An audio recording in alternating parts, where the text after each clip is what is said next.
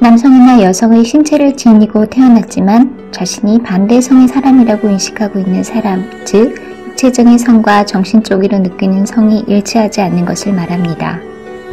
정확한 뜻은 성전환 수술을 받은 성전환자를 의미하며 여자가 남자로 되는 것이 남자가 여자로 되는 것보다 훨씬 더 위험하고 어렵다고 합니다.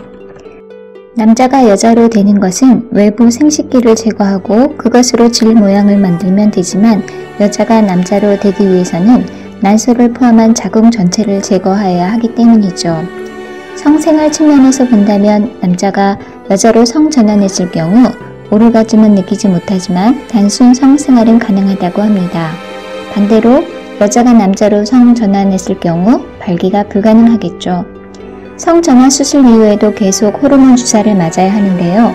이런 여러 가지로 수명이 단축된다는 얘기가 있지만 그러한 가능성은 없다는 게 전문가들의 견해입니다. 필리핀이나 태국 등지에 트랜스젠더가 많은 걸 볼 수 있는데요. 많은 트랜스젠더들이 비용적인 이유로 상바심만 수술을 하는 경우가 많다고 합니다. 자, 그럼 주제를 약간 돌려볼까요? 트랜스젠더인지 모르고 강간을 했을 경우 강간죄가 성립할까라는 주제입니다.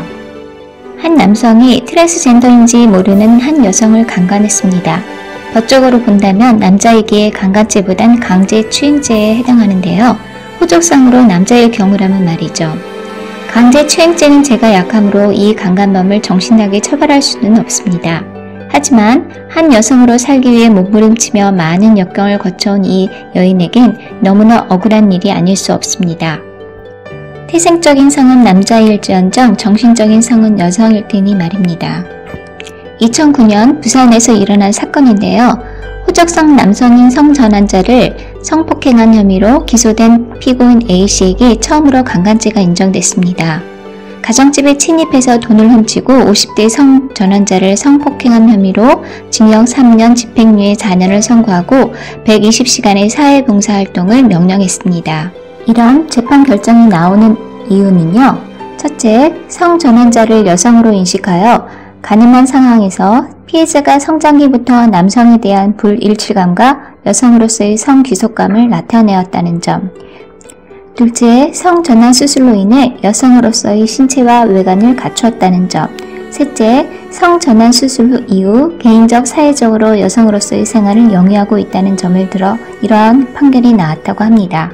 그런데 지난 1996년 비슷한 사건이 있었는데요. 성염색체가 남성이고 여성과 내 외부 성기 구조가 다르며 여성으로서의 생식 능력이 없다는 점과 남자로 생활한 기간을 고려할 때 트랜스젠더 피해자를 강간죄가 규정한 부녀, 즉 여성으로 볼 수 없다고 판결한 바가 있었다고 하네요. 그러니까 그때는 강간죄가 해당 안 됐던 거죠.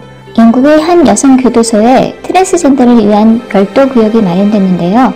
자신이 트랜스젠더라고 주장한 한 수감자가 옥사에 있던 여성 수감자를 성폭행한 사건이 발생했습니다. 그로 인해 이 같은 특별구역이 만들어졌다고 하네요. 특별구역이라 하면 이런 트랜스젠더만 수감하게끔 따로 만든 감방입니다. 사건의 배경은 이렇습니다. 영국의 한 남성 교도소에 입수한 화이트라는 남자가 자신이 성정체성 혼란을 겪고 있다며 여성 수감소로 이감해 줄 것을 강력히 요구했습니다. 법무부는 이를 받아들였고 이 수감자는 여성 교도소로 이감되어 최소 2명의 여성 수감자에 대해 성폭행을 저질렀다고 합니다. 이로 인해 종신형을 선고받았는데요. 그런데 이 범죄자는 지난날 강간죄와 2건의 아동 성추행으로 징역형을 선고받은 전과자였다는 겁니다. 성폭행 전과자가 트랜스젠더라. 뭔가 아이러니하네요. 이 사건은 영국 사회를 들썩이게 했던 화이트 사건이라고 하는데요. 이 사건으로 법무부는 강한 질타를 받았다고 합니다. 최근 한국은 최초로 트랜스젠더 부사관에 대한 얘기가 있었는데요. 결국은 본인의 의사와는 다르게 강제 전역을 하게 되었다고 합니다. 변하사는 저희 성별 전체성을 떠나 제가 이 나라를 지키는 훌륭한 군인 중 하나가 될 수 있다는 것을 모두에게 보여주고 싶습니다. 라며 군 복무 의지를 밝히기도 했는데요. 결국 강제 전역을 하게 되었다는 소식을 접하게 되었습니다. 미국의 경우를 본다면 트랜스젠더 군인들이 생각보다 꽤 많이 있다고 합니다. 2017년 기준으로 공공정책 NGO인 팜센터가 국방부의 자료를 분석한 결과에 따르면 8,980명가량 된다고 하네요. 트럼프 대통령은 트위터를 통해 미국은 앞으로 트랜스젠더 미국인이 군에서 복무하는 것을 용납하거나 허용하지 않겠다고 밝히면서 허용 방침 1년 만에 전임 버락 오바마 정부의 군 복무 허용 정책을 뒤엎었습니다. 전 세계적으로 성전환자에게 군 복무를 허용하는 국가는 19개국입니다. 유럽 국가가 대부분이며 아시아에선 태국이 유일하게 허용하고 있다고 합니다.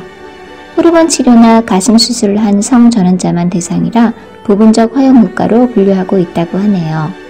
태국의 경우는 트랜스젠더가 워낙 많다 보니 성전환 수술이 산업화되어 있다고 합니다. 우리나라의 트랜스젠더 인구는 5에서 25만 사이로 추정되고 있는데요. 성전환 수술을 받으려면 태국으로 간다고 합니다. 우리나라에는 수술할 곳이 없다고 하네요. 수술을 못해서가 아니라 안 하는 거겠죠. 아직까지는 트랜스젠더에게 호의적인 사연은 아닌 것 같습니다. 시간이 좀 더 흘러야 하지 않을까 싶네요. 변호사의 여군 복무에 관한 이야기 외에 성전환 수술 뒤 성별 정정 허가를 받고 수명여대 벅학부에 합격한 B씨에 관한 이야기입니다. 많은 어려움과 노력 끝에 수명여대 벅학부에 합격했지만 결국은 입학을 포기해야만 하는 안타까운 사연입니다. B씨는 학내 반대 여론이 너무 크고 신상 유출 두려움이 커서 감당하기가 상당히 힘들었다고 하네요. 결국 등록금 마지막 납부일에 포기하겠다는 의사를 학교 측에 전달했다고 합니다. B씨는 숙대 입학은 포기했지만 법대 진학의 꿈은 멈추지 않을 계획이란 입장을 밝히기도 했는데요. 재학생들이 반대하는 이유도 이해는 가지만 인권이라는 큰 관점에서 살펴본다면 모든 다양한 사람들을 너그럽게 포용하는 것도 필요하지 않을까 싶습니다. 지난날 노예제도와 인종차별 문제들이 그러했듯이 이제는 이들을 바라보는 우리의 편견도 좀 더 성숙해져야 하지 않을까요? 오늘 여기까지입니다. 션케이입니다.